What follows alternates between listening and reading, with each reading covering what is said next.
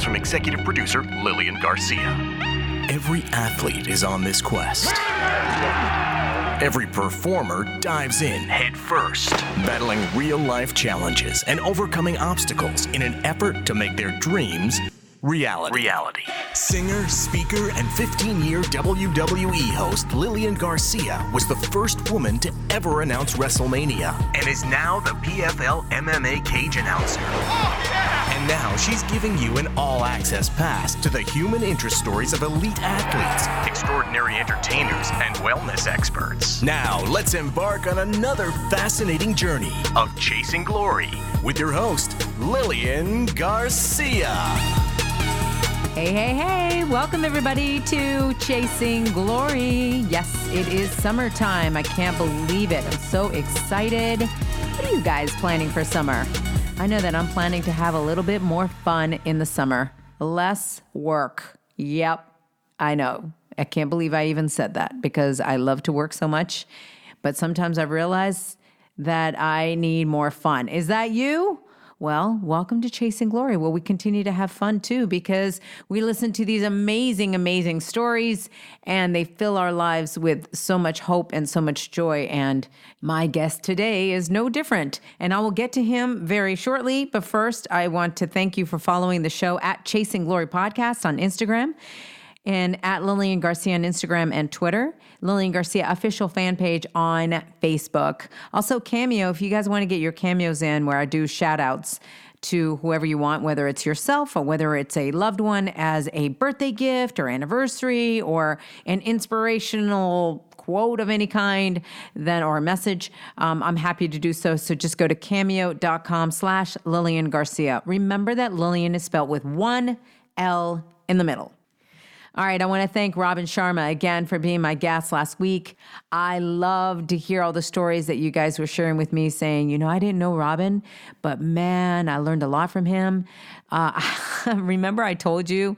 That's what's so crazy. Like, think about it. I picked up his book last year in Thailand, which really did something for me, hit me hard and changed the course of my life. And then all of a sudden, here I was interviewing him, and then I got to meet him and hug him and, be part of his summit that he just gave. And so it was just incredible. I'm like, wow, it really is true, the things that you put out there. Because once I was reading this book, I said, I'm going to have this man on Chasing Glory. I had the intention out there. Same thing happened with Jay Shetty. Once I discovered Jay Shetty, I was like, I want him on Chasing Glory. Boom. It all kind of like everything aligns. I think the moral of the story there is have clear intention of what you want. Clear intention of what you want. And once you have that, then you can line everything up as to how to go get it. All right? So, thank you, Robin, for dropping all your knowledge. All right, before we get to today's guest, I just want to get the review of the week. Remember that you, on Apple Podcasts, you put your review in there. Thank you for the 5 stars. Thank you guys for subscribing to the show. It continues to help the show that way. And so your reviews, they get picked from my team. And then once you get picked, there's one review every week. You get put into a drawing at the end of the month. We choose a winner for our review of the week, and then you will win a 8x10 and also a Chasing Glory t-shirt. So the review of this week, before we choose our grand prize winner, it's Federico Velasco. That's a fun name to say. All right, so the review says, Ashley was the woman who got me into professional wrestling, and that was when she caught my eye in the SVR 2009 video game. Her punk style was something I was really drawn to, and her overall energy was just my favorite. I will not lie when I say that I did not keep up with her as much after she left the company, except for checking in on her Instagram page every now and then. However, her death hit me hard. I mean, while my new inspiration as an aspiring wrestler are now women such as Ruby Riott and Rhea Ripley, I would have never discovered this world without Ashley's influence. I miss her dearly and hope her family and daughter are coping well. May her spirit live on forever. Wow. Federico, thank you so much for that review. That is now going to be put into the drawing, and we're going to be choosing that drawing Very touching review, by the way. Very touching. All right, so we're going to be choosing that drawing. So all the names got put into a box, and then my team just drew out a name. And Federico, just so you know, yours was already in there, okay? So the winner, boom, drum roll. Okay, it is from Justin Court. Justin, congratulations. Oh, I remember this one. This one was titled Melina. I'm not going to read the whole thing, but I do remember, if you listened to last week, this one was about how Justin's mother unfortunately told him growing up how ugly he was. And so that got ingrained like a tattoo. And we talked about it last week on how to deprogram yourself if that's ever something that has happened to you, that something's been programmed that way, especially by a loved one, how you can get that to go away and change the pattern in your mind. So Justin, congratulations. You are now the winner. So we're going to be sending you an autographed 8x10 and also a Chasing Glory t-shirt. So excited. All right. So thank you, Justin. And keep those reviews coming. Guys, next week we start a whole new batch. So just make sure you go to Apple Podcast and leave that review. Okay. So without further ado, this gentleman really doesn't need an introduction, but I'm going to give him one. This bio is incredible coming up. I couldn't fit everything in. Mick Foley. What a spirit. You're going to hear how he definitely helped the Squared Circle sisters and I for Ashley Massaro. And we're going to talk about the fact that it's the anniversary, 21 years ago, this week, of the Hell in a Cell match against The Undertaker. Amazing. And I had the distinct honor and pleasure of having Mick as my guest back when I had the original podcast years ago. And so I got his whole entire Chasing Glory story. So we're going to dive into something a little different with this one. So without further ado, here is Mick Foley's journey of Chasing Glory. Very few people in the world have been able to accomplish what Michael Francis Foley has done, especially at an extraordinary level. Born in Bloomington, Indiana, Mick Foley and his family would move to Long Island, New York, where he grew up, and joined his high school wrestling team. He would hitchhike to Madison Square Garden and would watch Superfly Jimmy Snuka jump off the top of a steel cage. It was that moment that inspired Foley to pursue a career in professional wrestling. He would adapt the moniker Cactus Jack after wrestling all over the country and would take that character into legendary cult status. He would get national exposure in WCW, where he was known for his high-risk style, using his body as a weapon by any means necessary. Foley would become a hardcore legend when he became the king of the death match by defeating his idol, Terry Funk. And after more than a decade of putting his body through that tremendous punishment, including losing an ear, he would finally catch the eye of the WWE. Foley would introduce the character Mankind in the WWE and immediately made an impact when he entered into a legendary feud with The Undertaker, which culminated in a match that would change his life and career forever. At the 1998 King of the Ring, they battled in a Hell of a Cell match that saw Foley endure ungodly punishment by falling off and through the unforgiving cage. Due to a fallout of the match and the introduction of Mr. Sacco, Foley would gain popularity and the adoration of fans all over the world and would win his first of 3 WWE championships by the end of the year and would be a pivotal part in the middle of the Monday Night Wars. Preparing for his life after wrestling, Mick Foley would add author to his resume when he wrote his first autobiography, which topped the New York Times best-selling list, and would write several more successful books. He would also be featured in the wrestling documentary Beyond the Mat and guest starred in Boy Meets World. Although he made appearances for Ring of Honor and TNA, Mick Foley has always been a huge part of the WWE family. Him and his family would star in their own reality show, Holy Foley. And in 2013, Mick Foley was inducted into the WWE Hall of Fame in the same building where he would hitchhike to Madison Square Garden.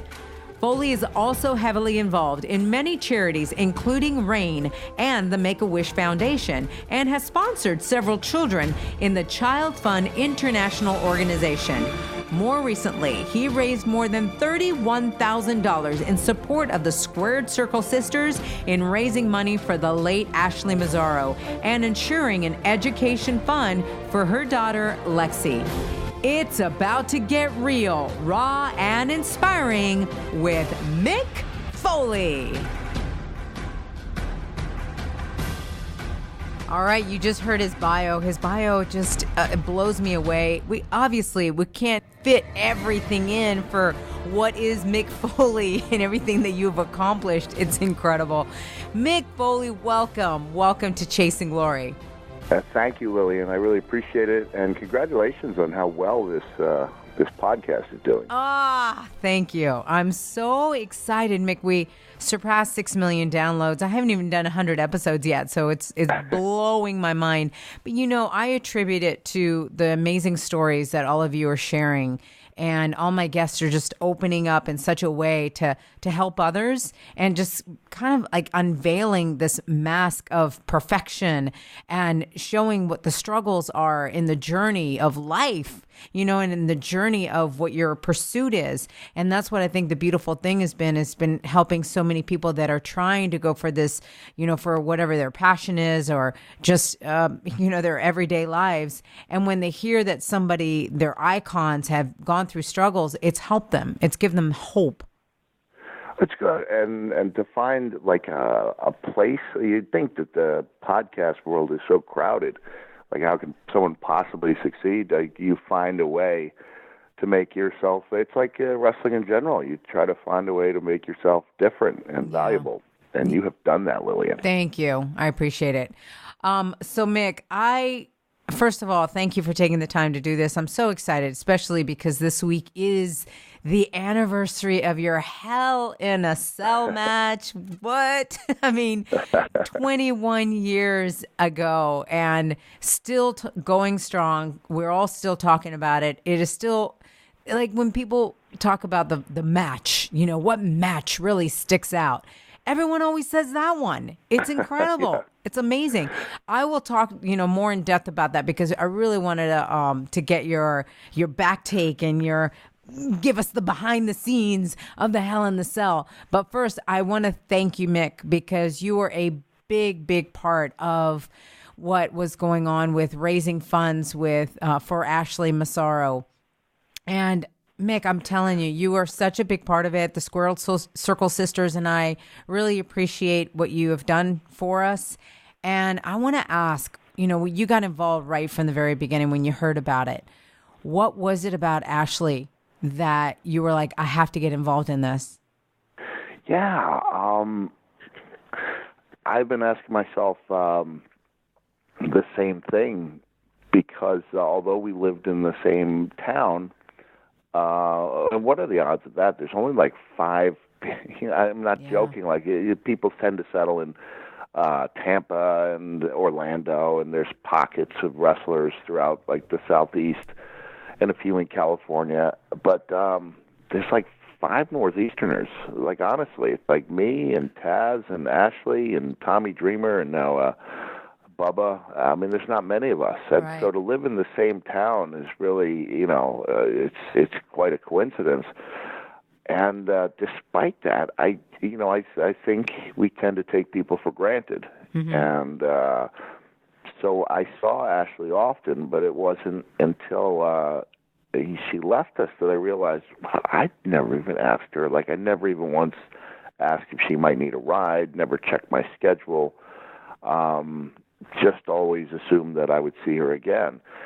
And so when I heard of her death, it hit me harder than I thought it would have, because I wrote in 2007 in the Hardcore Diaries that, after Owen Hart's death, that, I seem to lose friends quite regularly, and I guess it's a defense mechanism. You stop reacting. You almost turn off the emotion when it happens. Yeah. So at least I think that's what happened to me. And I said it kind of makes me feel less of myself, that I don't feel the way I used to. And yet when I heard about Ashley's death, I clicked on the story and I looked at a beautiful photo of her, and I cried like a baby. And I was really wounded by it because I felt like I could have done more, that I should have done more. And this is where I don't know, things kind of became serendipitous in a way. That's the word that me and a few of the Squared Circle sisters have used, because had I not been at a convention in Virginia Beach that weekend, just a day or two after, I would not have run into Lisa Marie, Victoria, and I would not have been able to ask her what was happening. I probably would not. I would have later heard about your GoFundMe, but at that point, I think it was just an idea, right? There was nothing concrete because we didn't even know the wishes of the family. Right. And you and I have talked about how above and beyond the money raised, it's the idea that people out there care. Yeah. And so a friend of mine, he reached out to me and he said, you know, what you guys, and he means you women and you one guy, are doing is, you know, like keeping her legacy alive, because instead of being a news story for 2 or 3 days, it's now become a nice story about hope and love and the 3 extra weeks, you know, or 23 days it took us to reach our goal. 22 to be exact. 22. Yeah, I know. And, you know, we got so close, and I was like, we're like $11,000 away or whatever. And I didn't want her name to just be out there. You know, you and I talked about the need for a closing date. Yeah. And we were going to have a big close, you know, with just 2 days left. And I just thought, let me just see if I can match, if we can get someone to make a big donation for like a visit. You know, we had a couple people do that. And I said, I'll match it. And so that last day, we were able to raise, I think, $11,000. The fund is actually still open. The closing date, yeah. The closing date is July 1st. All right. So people can still donate. You know, that's the beautiful thing, Mick, is that people, even though they know that the amount got raised, they are still wanting, out of the goodness of their heart, to be part of this. And so they're still donating. So the fund is even going over. And, you know, Barbara and Lexi put together a video thanking the fans, and we put that up on the GoFundMe page as well, so that everybody could see that. And it's so touching. I mean, it just shows what this has done. And yeah, I too went and saw them myself, and you know, they both broke down several times when we were talking, because it's that wave, right? I mean, it's going to happen where you can keep yourself together and then, you know, you cry all about it. But she's doing so good as far as she wants to learn. She's, you know, in her first year of college, she made straight A's. And then she decided for summer school, she was going a little nuts, just doing nothing at the house and thinking all about her mom's death. Yeah. So she decided to go ahead and enroll in a class. And so she's taking a class right now in summer school, which, you know, and she's very excited about being there and trying to force herself to laugh and force herself to smile. That's what we were talking about. You can't just live in the doom and gloom of it all, and just try to get, you know, your mom's memory and just go out there and live with so much life. And that's what she's working on. And I think that's where the fund was really helpful in giving them something, you know, a sense of hope. And they were just, you know, I'm trying to make good, make up for all that lost time, by keeping in touch. And I've been out to lunch with Lexi and Barbara a couple times. The last time Lexi's boyfriend's a really nice young man, and he's probably been incredibly helpful throughout this. But I want everyone to know, I mean, it was, you know, when we did the T-shirt sale, right? The wanted Cactus Jack wanted sale, and I assured them that I thought everyone who wanted a shirt, the shirt's been out for 24 years, right? Right. So I saw the declining sales every year. Last year, I said, is our last year of doing the sale, which in wrestle speak means I'll take a year or two off, right? And everyone understands that. So I wanted Barbara to know that, no, don't worry, you're not costing me any money. I was not planning on doing a sale. And yet when we did it, the response was so overwhelming that I have to believe that at least a third or a half of those people already had a shirt, and they just wanted to help because the numbers were so big, and it was 1,800 people or something to that effect. Over 31,000. That's amazing. Yeah, 31,000 came in just those 4 days. So I think people they really wanted to help. Yeah. And this was a perfect way of doing it. And all of a sudden our goal went from, 52 to 83. And it was really nice. But again, I believe that people were looking for a way to help. And so, it was 2,800 people contributed to the $100,000, and countless others, retweeted and got the word out. Right. Kept the enthusiasm up, and I think, and then the intangibles, like the Squared Circle Sisters forming, and the women all promising to be there for each other. Yes. And then adopting this. The grizzly one man. guy into the this weathered. Our grizzly little teddy bear. Yeah. And so Trish is like, Mick, you've always been one of the gals, and there was a great photo from when we were on a layover in Germany en route to Afghanistan, and I looked in the hardcore diaries, and the story was in there, and it's a fun little story about Candace, and when I'm telling the story in Germany, the laughter is this great photo. Trish is just beaming, and Ashley's got her hat on backwards, and she's pointing at me, and her mouth is just wide open. There's just such a great energy there. And so I mentioned before that, I'm in touch with people that I haven't been in touch with for years, and I'm really glad that the ladies brought me into the fold. And I think the most pivotal decision, and this is Christy Hemme making a gut decision, and you know the one I'm talking about, right? Oh, yeah. And what an amazing decision. I would have ruined everything if I guess Lilian, you women wanted me to be part of it so much that you wanted me to submit a video, the Squared Circle Sisters and me. And not only would it have been out of place, but I don't have the technological prowess to send a good video. I have to do it in less than 30 seconds. Yeah. And I looked at, when I heard the news, I was like, that's the right decision.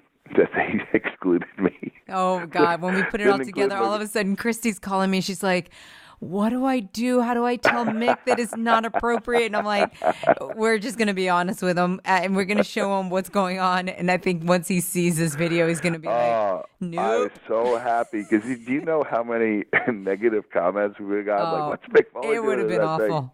It would have been awful. But think about Christy having to, make that decision. Like you said, she was torn, and I was just I was relieved. It would have been so out of place, and so many of those videos were just beautiful. And Mickey James with it was really. I mean, all of them are heartfelt. But that image of Mickey, fighting back tears and those eyes fluttering, and the contrast that with Lita, where she's, the images are with me, she's got her, her hands around her knee, and she's just reflecting on how much her mom loved Lexi. Right. It was really beautiful. And again, I thank you for letting me be part of it. Oh, well, again, thank you, Mick, for everything that you helped out with. So, it's just, and talking about her like this makes me feel good. Like you said, it's not going to be a 5-minute news, flash. We're going to keep her memory alive, and Squared Circle Sisters, just to let you all guys know that we have kept in touch with each other, and I'm, having more and more of them on here. I had Melina on here as my guest. I had Michelle McCool on here. Some of them I've already done, like Trish, but then when I went to Trish's house the other day, you can just imagine, Mick, how much more special that hug between Trish and I was after all of this. You said it. We don't take each other for granted anymore. So I want everyone out there, don't take your loved ones for granted. Don't take even your coworkers for granted, because they can be gone in a split second. And it's just, and when you don't and you're with them and you can take the time to be with each other and just have great conversations, you'll see that goes a long ways later on. But Mick, so moving on, I want to ask you then about the Hell in the Cell. First of all, before we move on, could I just give a shout out? I don't think I've even met Ruby Riott. She never met Ashley, and yet I see this $1,000 donation come in. Yeah, and a name that I'm not familiar with because we don't. I'm pretty sure your real name is Lilian Garcia, right? Yes, it is. Okay. But by and large, there's a lot of people I've known for many years whose real names I don't know. Right. So I was like, who was it? Wow, $1,000 came in, and I look up the name, and up pops Ruby Riott, and she had apparently made the donation immediately after having shoulder surgery, and so I've never met her. I have. She had She's never awesome. met Ashley. Yeah, and I just thanked her. And Kevin Owens was another one. Kevin Owens. Yeah, Kevin Owens. Yeah, Kevin Owens, his wife, with a big donation. Yeah, which we shouldn't overlook. And another person who likely never met Ashley. But Ruby said that Ashley was very influential in finding a role model who fit into her persona. Wow. Yeah. And so I think we tend to overlook the fact that Ashley was really like a trendsetter. Yes. And that she was somebody that hundreds of thousands, maybe millions of people looked up to and saw a little bit of themselves in.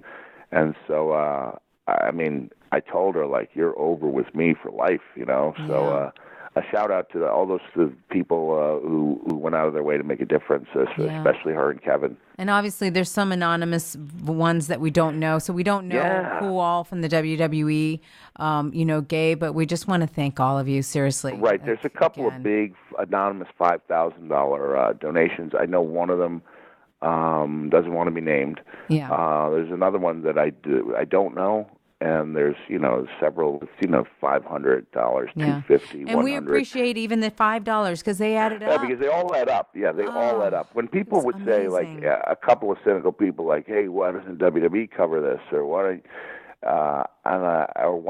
the wrestlers do it?" It's like, I would have liked for a few more wrestlers to support it. But there's no shortage of great causes out there, and it's hard to pick. Yeah. But I also said that there's more power to 2,800 people, as opposed to 10 people picking up a checkbook. Yeah. And writing big checks. The fact that 2,800 people did this. When I met with Barbara and Lexi, they were stunned by the number of people. It wasn't the dollar number yet, even though that was growing. They're like 1,000 people. But they couldn't get over that 1,000 people cared enough, and they didn't care whether it was a $5 or $10 or $100 donation. Right. The fact that 1,000 people had gone out of their way to help this young lady's future. Yeah. Okay, do you want to talk about the cell now?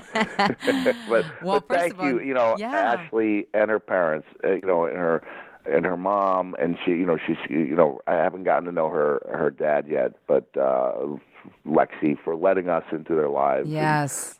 And I know you and I intend to stay there. Oh my gosh, absolutely. We just texted the other day, Lexi and I, so it's cool. Now we got, she knows that she's got support with me, and I told her, I said, I don't have any kids of my own, so if you don't mind that I just check in with you every now and then and give you any kind of support, that would mean a lot to me. So anyway. That's awesome, Lilian.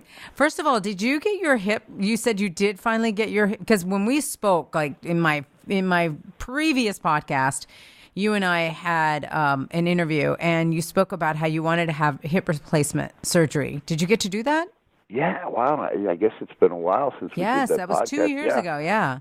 I had the hip done April of 2017. Okay. And then I had my right knee done September of 2017, and it's been a huge help, maybe too big a help, because I put on some of the weight that I took off.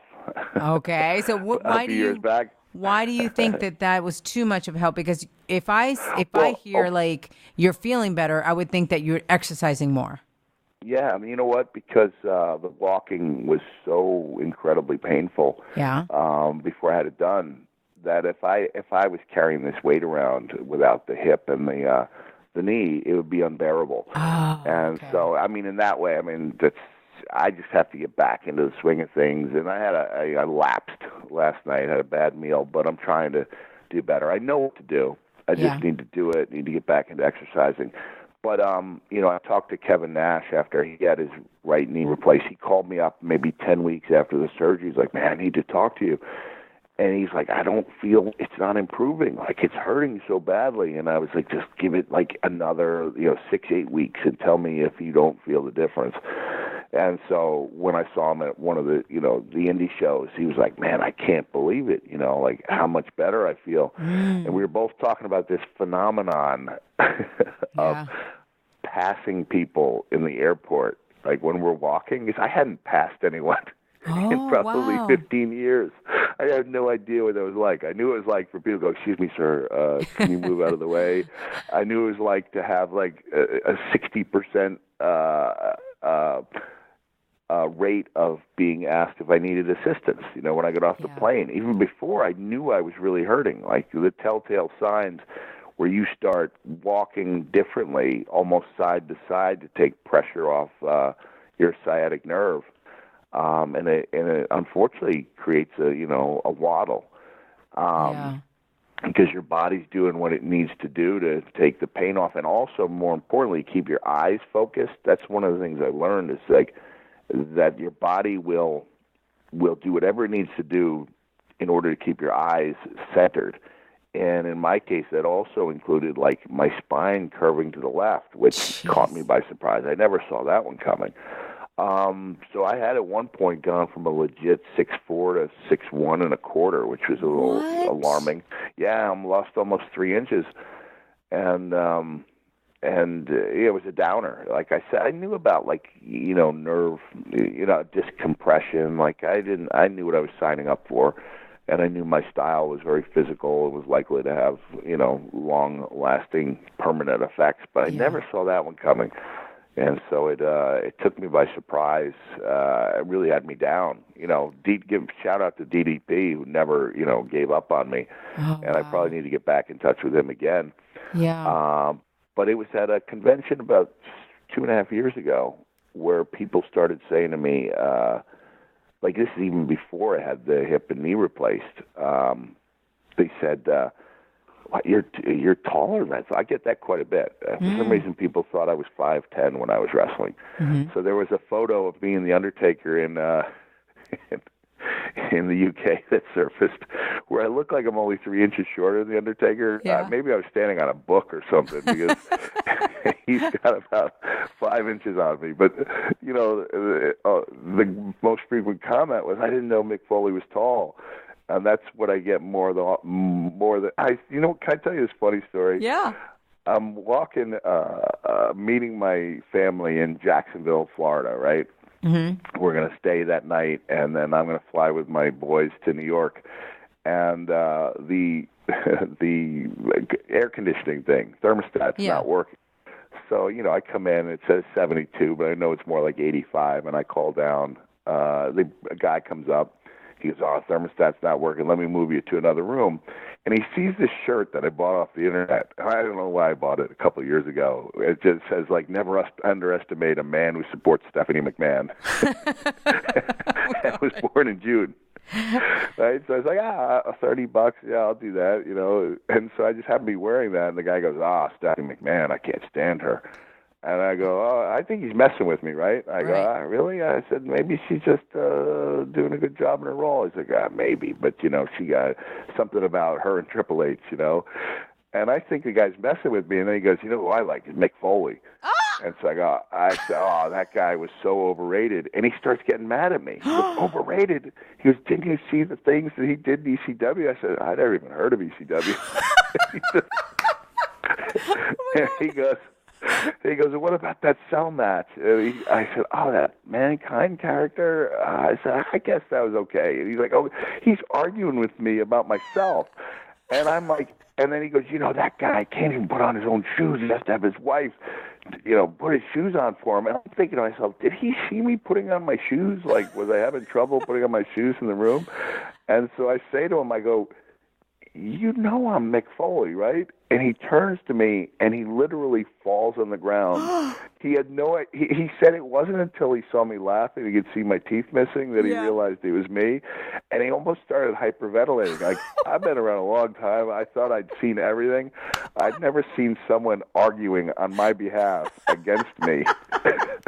Overrated. But going back to, he said, I thought Mick Foley's about my size, and he's about 5'10". So that goes back to the. Isn't that great? What a great story! I know. That guy will forever. Oh, he'll remember it. And then, so I told my kids when they arrived. I told my kids and my wife that story, and then we saw him like an hour later, and I was like, "Can you vouch for me?" He goes, "Yeah, man, that's true. Like I fell on the floor. I had no idea it was you." And he remembered when I had the long hair, which I had throughout almost all of my career. Wow. But going back to the hip and knee replacement, the hip was very, very helpful. But they asked me about pain medicine, hey, how are you doing in pain? And I was like, it took the first couple of days, and the guy says to me at the rehab, he goes, don't think you're going to get through that knee surgery without, something. And I was like, what do you mean? He goes, it's going to hurt way worse. Yeah. Than the hip. And Medusa had told me the same thing. She had it done a few months earlier. And this is why, going back to what Kevin Nash said, it just throbs. Yeah. And it makes it really difficult to sleep, and the progress seems so much slower. Mm-hmm. But after about I had 10 ACL, weeks, so I know about knees. Oh, yeah, the knees are the worst. My right knee had locked at, I think, about 26 degrees, which means I hadn't been able to straighten it for, I don't know how long, 10 years. And then so that leg was a good deal shorter than my other leg, and that's why you start putting way more weight on your good leg, my left leg, and then with the sciatic nerve pain, I was putting so much weight on that left foot, really throwing off my walk. Not that my walk is great now, but it's so much better than it was. It's so much better to the point where I called my orthopedic guy last summer when I was in Australia, and I just couldn't believe, like, after that ridiculously long flight, like 24 hours or something, and to get up after a flight or even a car drive used to be really just incredibly painful. And then I get up, like, my body's tensing for, my mind is tensing for the worst. And after a couple of steps, I'm like, I'm okay. And so I called him specifically when we were waiting for the baggage just to say, I can't believe how much better I feel. So doing a lot better than I was, Lilian. That's good. Now, that just brings me to talking about, like, when somebody signs up for being a wrestler, obviously they just see the glamour of it, right? Same thing with sports, anything like this, right? They just see the glamour of it. They don't see the other side. Like, do you feel like you could have protected yourself a little bit more with some of the things and choices that you made? Or, like, what would you tell somebody that's going into wrestling how to protect themselves a little bit more? Oh, man, that's a good question. I look back and I wonder, I realize I should have, on one hand, cut back on a lot of the physical stuff I did, especially at the smaller shows. Because I was dropping elbows on, concrete, at house shows, throughout most of my time in WCW. I was frequently, at least, frequently at house shows, but also at the smaller indie shows, taking backdrops on the gym floors and concrete floors and doing things in Memphis that, probably could have ended my career way earlier. When I was in the Memphis territory in '88, and there was one particularly bad bump, they called it an ST plunge, or you just go flat back off the ring apron to the concrete. And in Memphis, they had a loop, and if that was the finish in Memphis, then you would do it the next night in Louisville, and the next night in Evansville, and bring it around to Nashville. And I just it was a hideous sound, and it was took a lot out of me. And so probably doing those things, and we didn't know at the time that just those jarring physical collisions actually rattle your brain. Like, nobody knew the science at the time. Right. Who would know that a back body drop on a floor could create a head injury? Yeah. What they call a subconcussive blow, and all these things add up, even if you're not getting hit with a chair or taking a bad bump on your head. So I didn't know those things. And I think, if I'd had the science at the time, and if someone had told me, if someone had laid that out factually and said, these things that you are doing that you think are just having an effect on your body are actually having an effect on your brain. And I don't know if I could have made it in the business, because the elbow drop was something that rattled my whole body, and it didn't just destroy my hip, but, it also, over time, rattled me. I don't know if I could have made it. I really don't know. I would have had to have made a decision at that time, and I think it's important to have, family and friends looking out for you. My dad was, he's an athletic director, and he was a really smart, caring man. Yeah. And had the science been out there, he may have forbid me. Of course, forbidding an adult to do something is a great way to ensure that they that they will do it. Yeah. But the other side, I remember saying to CM Punk when he was iced up after a house show match, I was like, Philly, you don't have to do this every night. And he said, if I didn't, I wouldn't never have made it here. And so there's that feeling that every match is your most important match. Mm-hmm. That some of the best matches I had were in front of the smallest crowds. And so if I had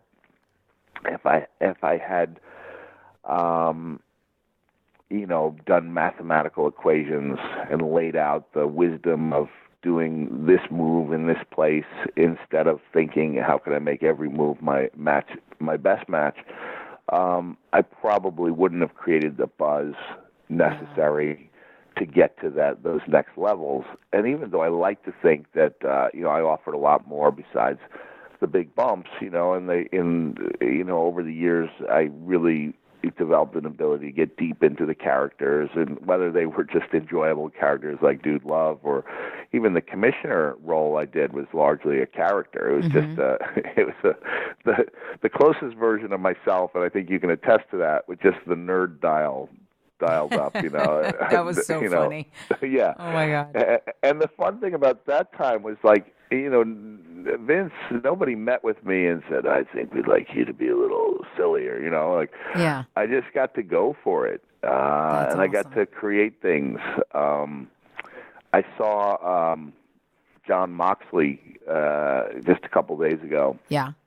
He at an event, and I didn't realize how constrained he felt by the format there. And I said, and I'm not, this is not an exercise in whipping WWE here, and I know that's not what we were here to talk about. But I said, and I've mentioned this before, but I think it bears repeating, is people look at the Attitude Era and they love it for a number of reasons, but very few people realize that we were allowed to try things, and there was not a punishment for failing. Like, for every great Austin 316 promo, there's going to be 5 or 6 things that absolutely don't work. If you recall, The Rock never went to the shut-up juice more than 2 or 3 times. That's true. The shut-up juice wasn't connecting. But he had other, so he's like, all right, shut-up juice isn't connecting, SmackDown Hotel is, and so guys were allowed to go out there and try things. I remember a couple of my promos that failed miserably, but I never got the feeling that just because they tanked that I wasn't going to get another shot at it. Yeah. And, you don't know. This is something like I said during the last year's 20 Years of Hell show. I said, if you're going to fail spectacularly. Right. And really that match and a good part of my career was based on spectacular failures. And so I think the men and the women don't have that same, freedom to fail. Yeah, and so guys are going out there playing not to lose instead of playing to win with their characters. And do you think that's because of the rating change? Somewhat, but I also think it's I think you can specifically blame This Is Your Life with Me and The Rock for going 14 minutes over. For the tighter structuring. Yeah. I see what you're saying. Yeah, you know what? I will say, because I would hear them, talking about like, oh my God, this segment's over. This segment's over. Now we have to cut this segment. Now we have to cut that. And there would be, some wrestlers that would be ready to go through the curtain, and they're looking at them going, sorry, they just went long, so we have to cut your segment. Yes. So it wasn't just you, but that started happening a lot.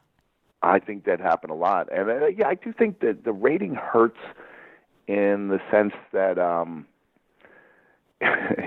imagine trying to be a heel in today's environment where you can't be offensive. Obviously we had a little more freedom to use language.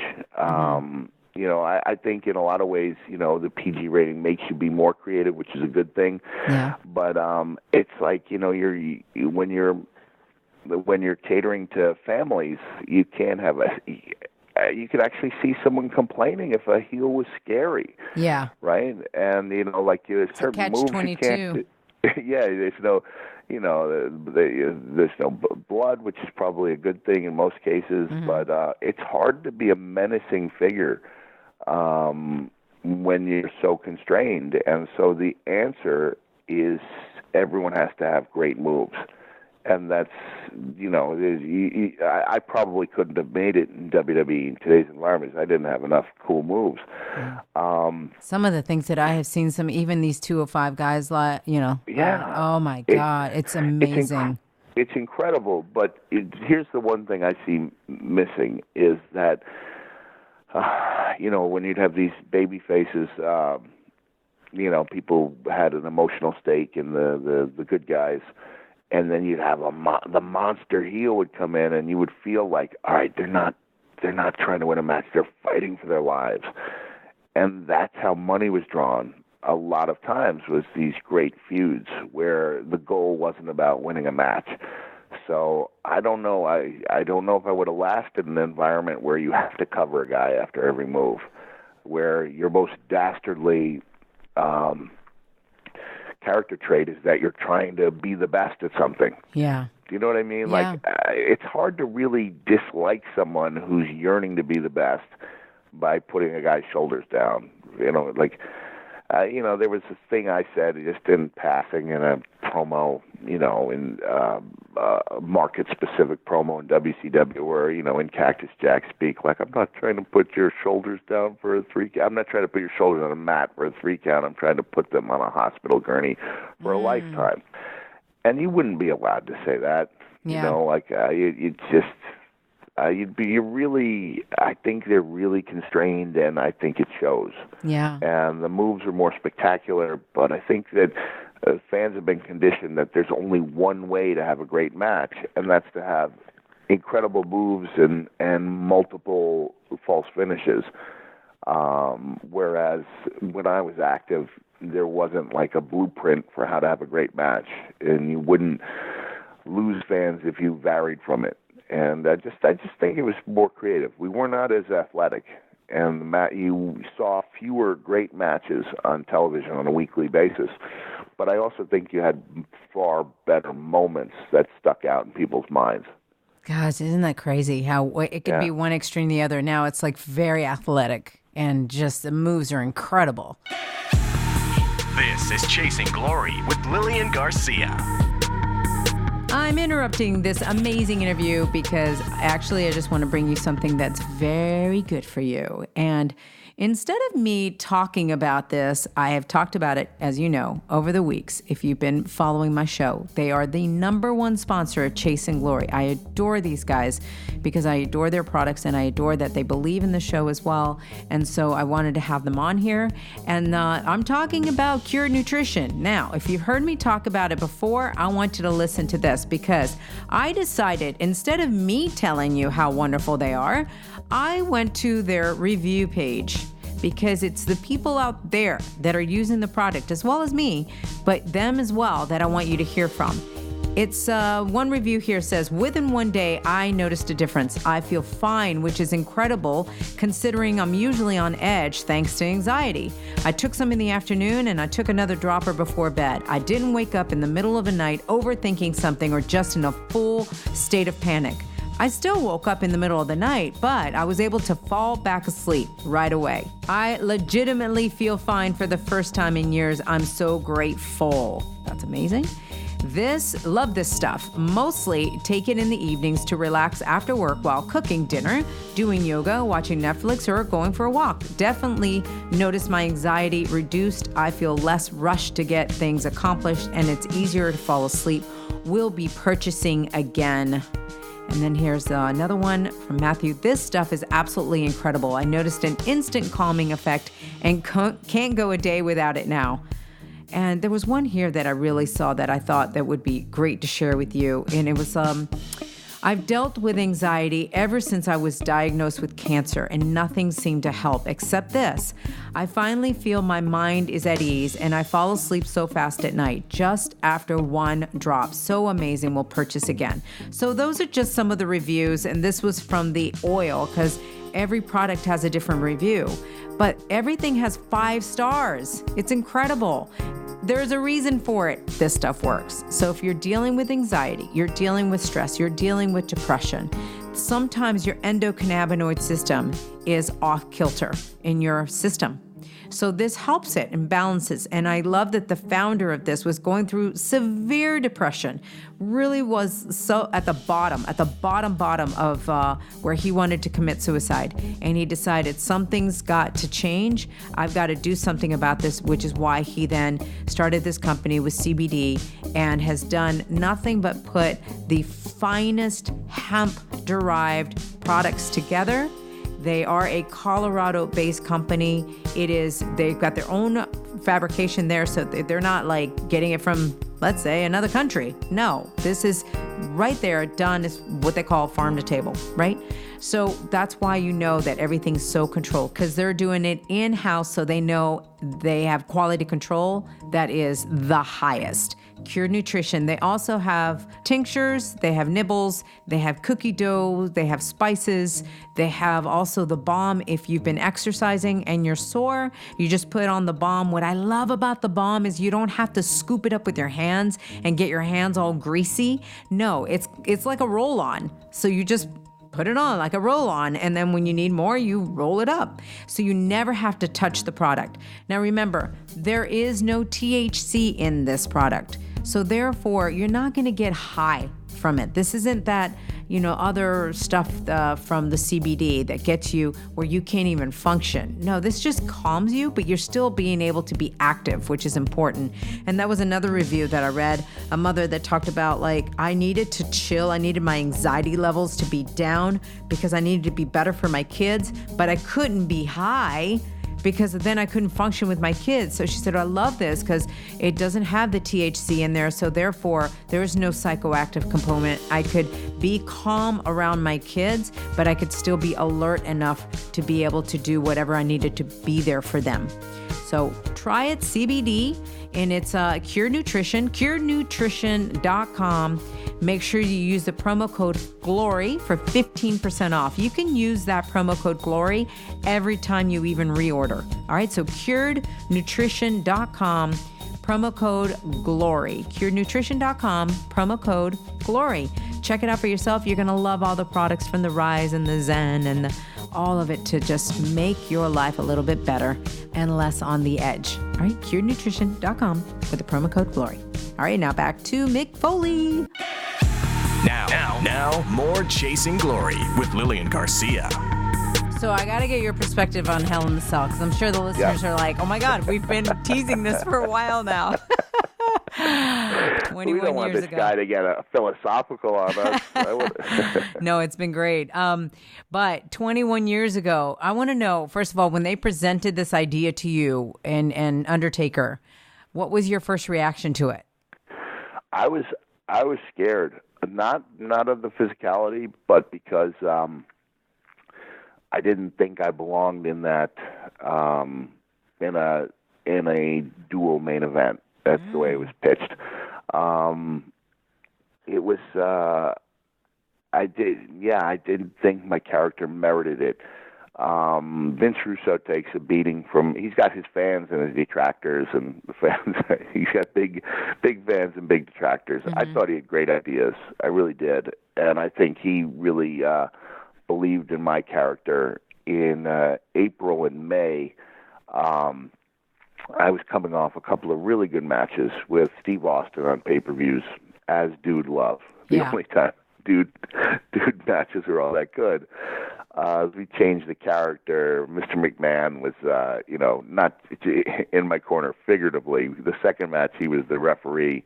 And I saw after the fact he was wearing a boys medium referee shirt. Boys medium to show off the guns, Yeah. And hey, if you got him, fly him. Why not? He works hard for and him.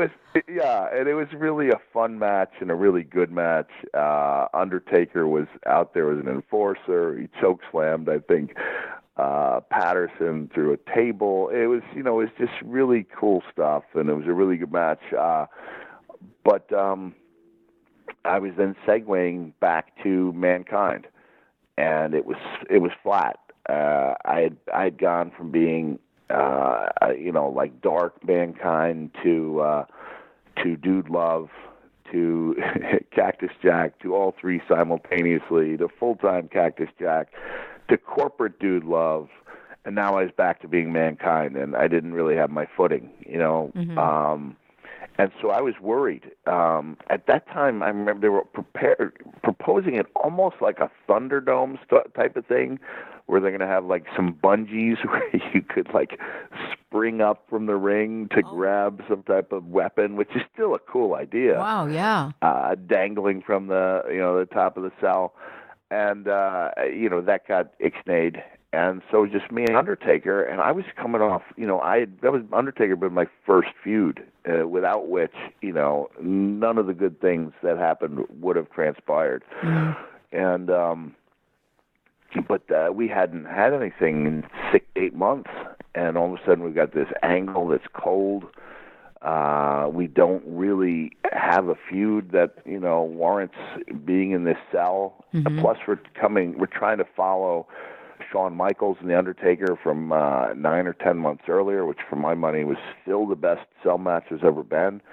And I'm like, a fraction of the athlete that Shawn is. Terry Funk and I went to, we were doing a house show in Hartford, so we stopped by the offices. And we watched that match.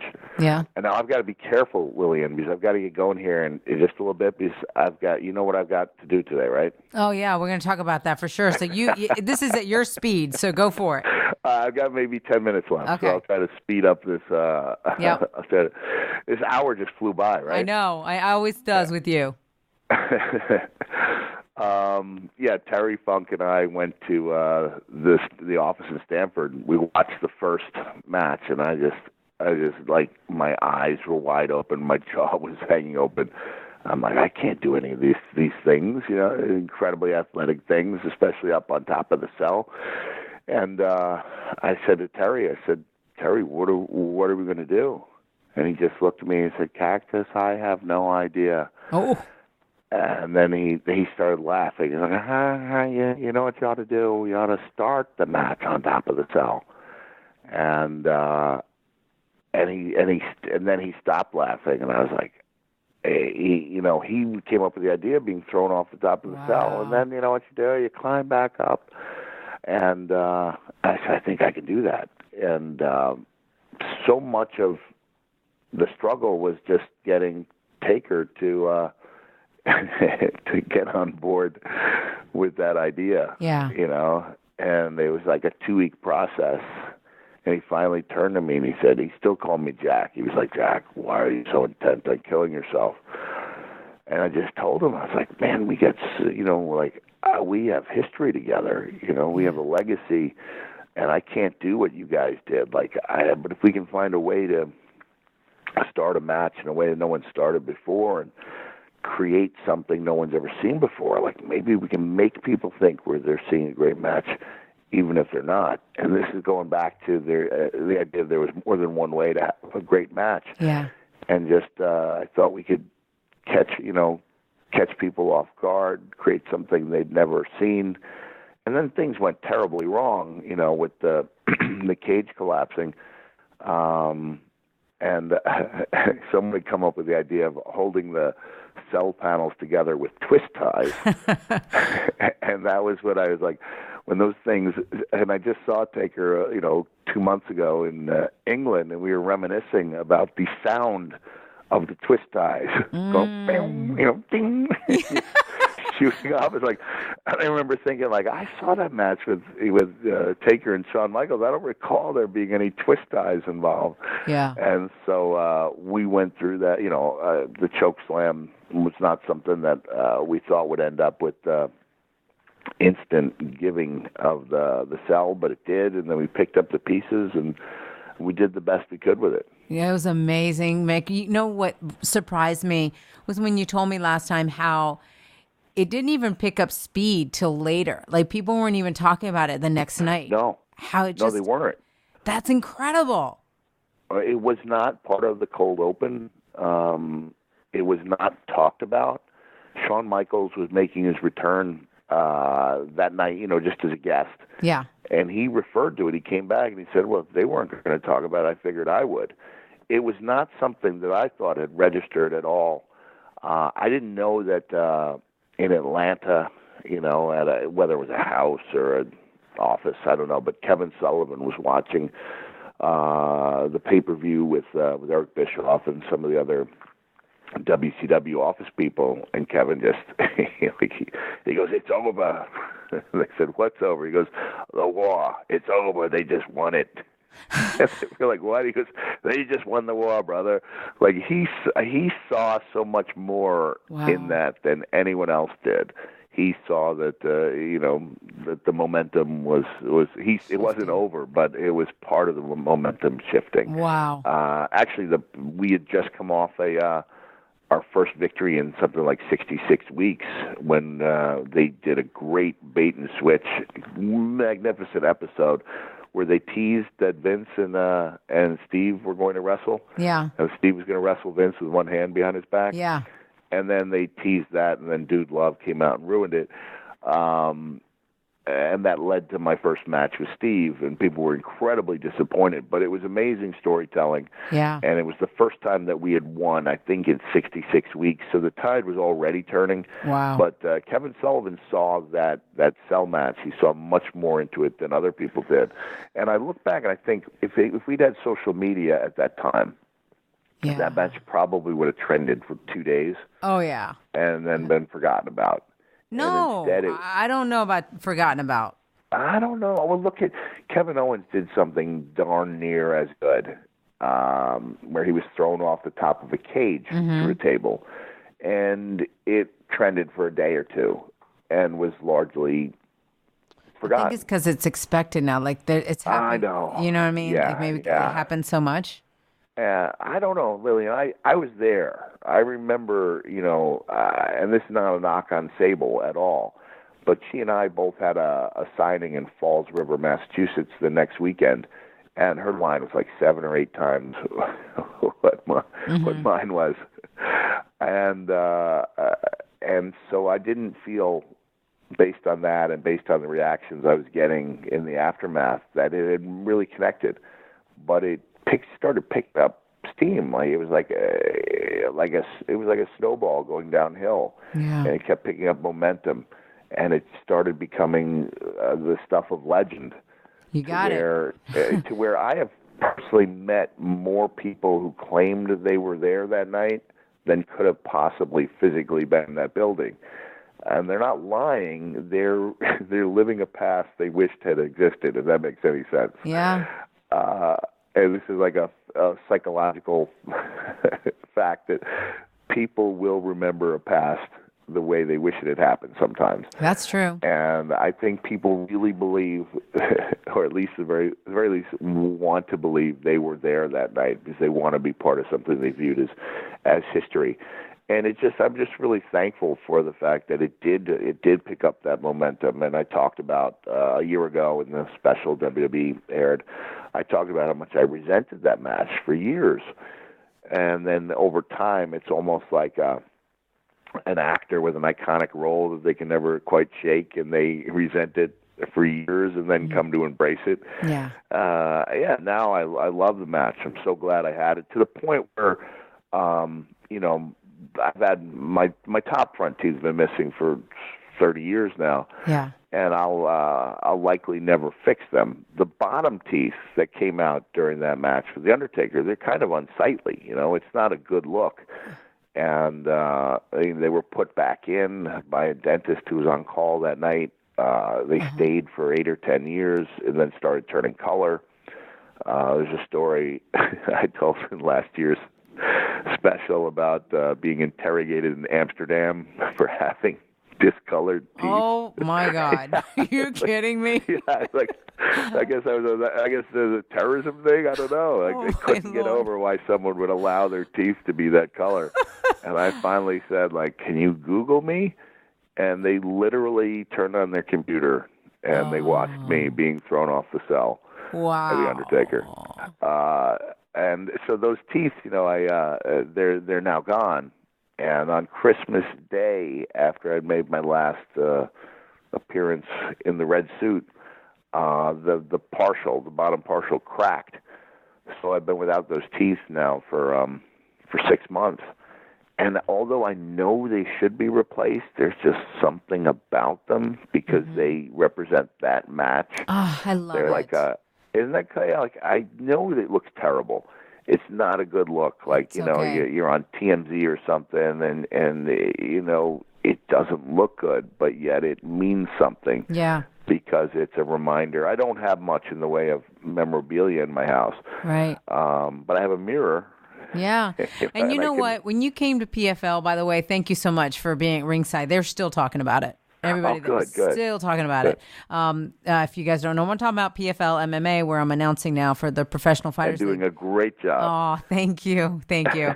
So when you came there, though, do you think anybody was sitting there going, those teeth, I don't know about that? No, they were so in awe of you. So it's part of you, Mick. So I'm glad that you're embracing it. And I know we have to wrap this up, and I want to respect that. But, man, I got to know, 2 years ago when I spoke to you, you said, a part of your Foley episodes that were on the network with you and your family, you got really emotional when you saw the cage. I know. And you couldn't process it at that time when we talked. You were like, I don't know why I got so emotional. Have you now, 2 years later, been able to process why?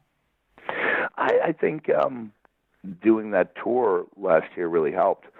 And, to have people coming out and specifically to see me talk about one night in my career, I'm really good with it now. At that time, even though my youngest son, Huey, wasn't in that episode or in that scene, he came with me to the warehouse. And then Noel had to go, find a costume, go to a costume shop with Frank the Clown. So it was me and Huey on the way home. And I was like, Huey, did you see Dad? I got emotional. He goes, yeah, that was so unrealistic.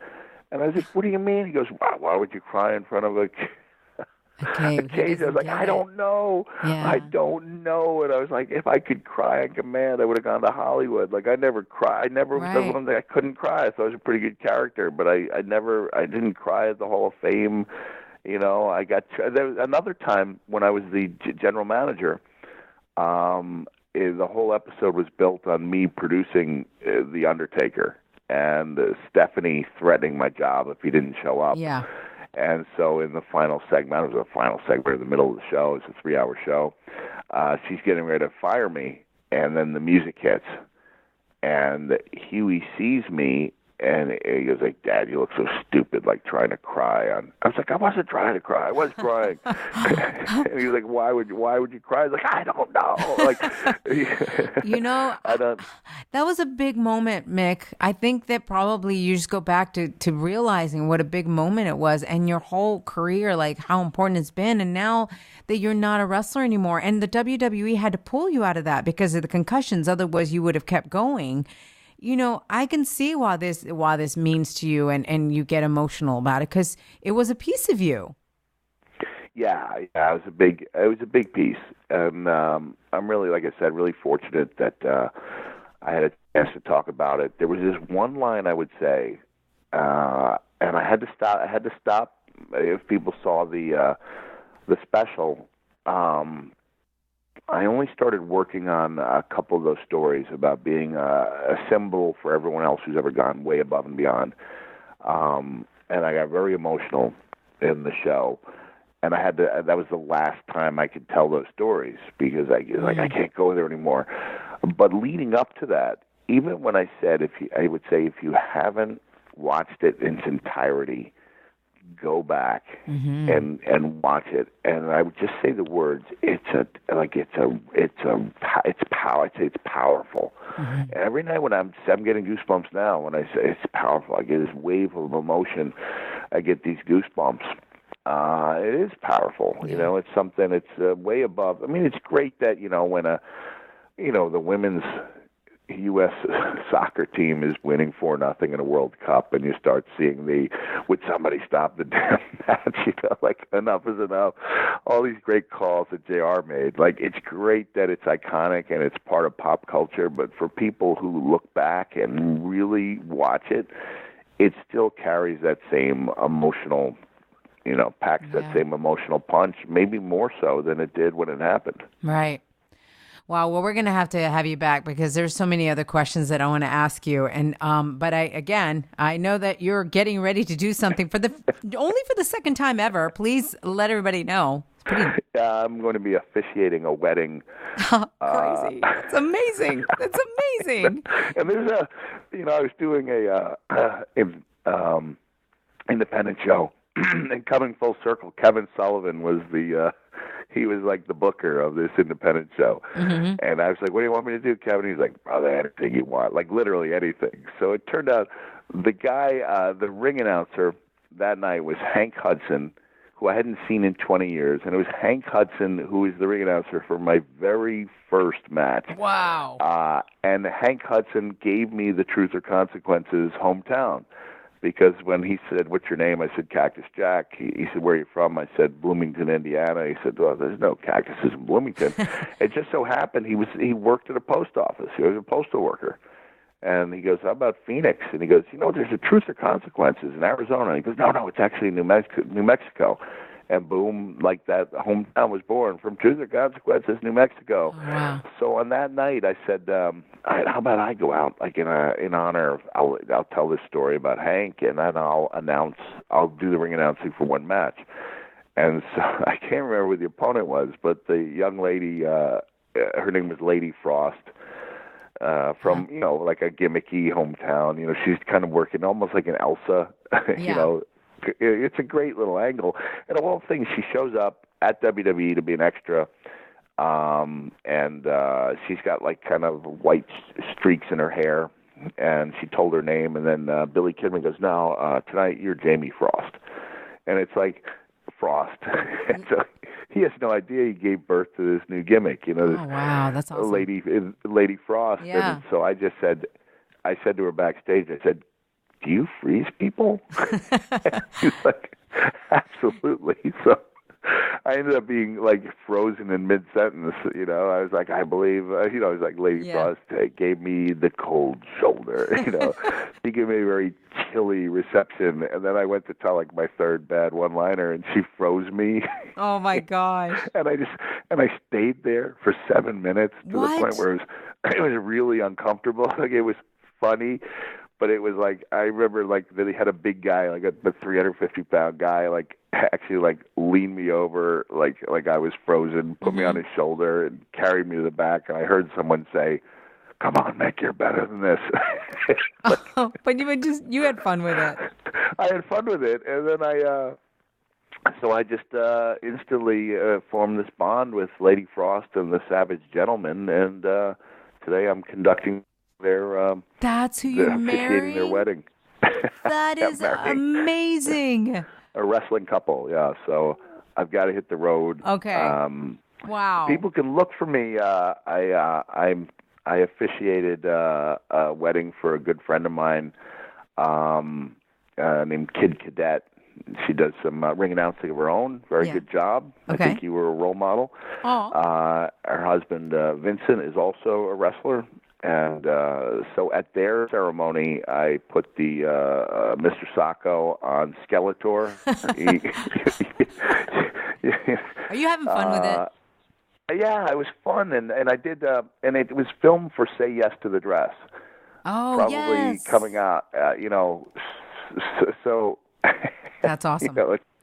When I went to help Heather shop for her dress, the irony is not lost on me that you're asking a guy who's got no fashion sense to help you make the most important fashion decision of your life. And as soon as I saw the guy, I'd never seen the show, but it's like 12th season. And as soon as I saw Heather and her mom really, when I say marking out, I mean that in a positive way. The only time I ever say marking out is in a positive way. And I didn't know who he was, but I could tell he was even flamboyant. And I was like, I know how to play off. Wrestling prepares you for those things. Yeah. And so when we did find the correct dress, I can't tell you. And I was like, there's only one more thing it needs. And I went to take off my fanny pack and put it around her. And I don't know whether he was actually diving to prevent me from putting a fanny pack around her dress or whether he was just pretending, but it doesn't matter. He's this great television, you know? And so when they're interviewing me afterwards, they're like, so what's in that fanny pack anyway? And I'm like, I'm so glad they asked. I didn't say, hey, go ahead, ask me what's in the fanny pack. I was like, okay, I've got my front teeth, I've got this, and then I pull out a pair of underwear. And I got an extra pair of underwear, and they go, extra pair of underwear? I said, yeah, it's only a 3-day trip. I pack light. And so you're like, you don't know what's going to make the television or not. Right. But 5 weeks later, when I'm in South Florida for the wedding, the showrunner sees me with a jacket and a tie and slacks and shoes. She goes, you don't have the fanny pack? And I was like, I've got the fanny pack in the car. Would you like me to wear it? She goes, I think we'd like to see the fanny pack. So I conduct the wedding, with the fanny pack. Oh, my God. So you have your fanny pack for today? No, I don't have it for today. I could, but I can put it on. But, I've got to hustle. I got a couple hours to drive. Lilian, thank you so much. I know we had a lot of fun, but this is the first time I've had a chance to talk about Ashley, and it really felt nice to do that. I was a little hesitant. But talking about it like this, though, it's a message to everybody out there. So thank you, Mick. Have a great day officiating. I wish I was in the audience. It's going to be awesome. Have a great day, and we love you as always. Thanks, Lilian. Love you, too. And happy anniversary to your Hell in a Cell. Thank you. Bye-bye. All right, bye. Chasing Glory with Lilian Garcia. Man, I wish we would have had more time with Mick. As you can tell, we can just talk for hours. He is so incredible. I love all his stories. And there were so many other things that I wanted to ask him. But, being respectful of his time, I appreciate that he even did it. He's on the road right now. And as you can tell, he's getting ready to go officiate a wedding. That's pretty cool. You know what I love? I love the fact that Mick is finding a new purpose for himself, that he's still involved in wrestling and signings to that extent and podcasts when he can be a guest. But he's also finding his new path as, Santa Claus, let's say. He said that he developed Santa Claus as a character because he'd already done Mankind, Dude Love, Cactus Jack, and of course his, own Mick Foley. And he's like, I needed a character. He loves Christmas so much that he was like, you know what? I'm going to do this whole thing with Santa. And he makes a great Santa Claus. Wow. I wanted to ask him a few questions about that. So we'll have to have him back on for that. But the idea of just keep developing. And if you're out there and you've been doing something for a very long time and now that's come to a halt, don't let what you are doing be the thing that defines you. That it says, well, this is you and everything about you, and then you can't do anything else. For example, for the longest time, I sing. I love to sing. But there was a time there, too, that I was having trouble with my voice singing-wise because I had been exposed to high levels of mold. And I got really depressed because I was like, wow, if I can't sing, then who am I? I could still talk, so it wasn't affecting that. But I was literally saying to myself, if I can't sing, then who am I? And I realized how dangerous that is and how I had wrapped my whole identity around singing. So it was during those times that this podcast was born. It was during those times that I was like, okay, well, then I'm going to do something with speaking. And I became I don't like to call it a motivational speaker because motivating is so just temporary. I call it an inspirational speaker. So I became an inspirational speaker and giving speeches and hosting more shows and doing more panels where I moderate, like for Comic-Cons and things like that. So I started defining myself in different ways where it wasn't just around singing. Now, has my voice come back? Yes. Am I working on an EP with Josiah Williams? Yes. It's exciting. Did I just release a new single called Now? Yes. Very exciting, but it does not define me anymore. So I will just urge you all, if that's your case, don't just pick one thing.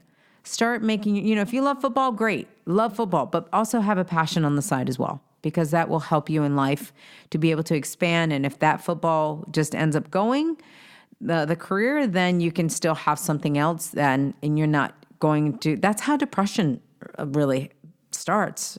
One form of depression, right, is when your identity, you feel like your identity is gone. You're like, I don't even know who I am anymore. So that's a way to prevent yourself from that, is diversify yourself into different likes and different things that you can do. All right. So Mick, thank you so much for spending your time with us, for being open and sharing some of those stories that you later told me you'd never shared before. So I appreciate that. And we love you dearly. And thank you more than anything for being involved with the GoFundMe. And again, to all of you, thank you for being involved in that and for donating. It really made such a difference. The light that came out of this darkness, it will illuminate forever. Her memory will be etched as something very bright, and what you guys did coming off of that, it's tied to that. So thank you. All right, so just go out there, really help each other, support each other, go out and live with much peace, love, and passion. And above all, remember to always be yourself and trust that it's enough, because it is. All right, love you guys. Till next week, bye. Thanks for joining us here on Chasing Glory from executive producer Lilian Garcia. Don't forget to share this episode with your friends, and be sure to subscribe at Apple Podcasts or wherever you get your favorite shows.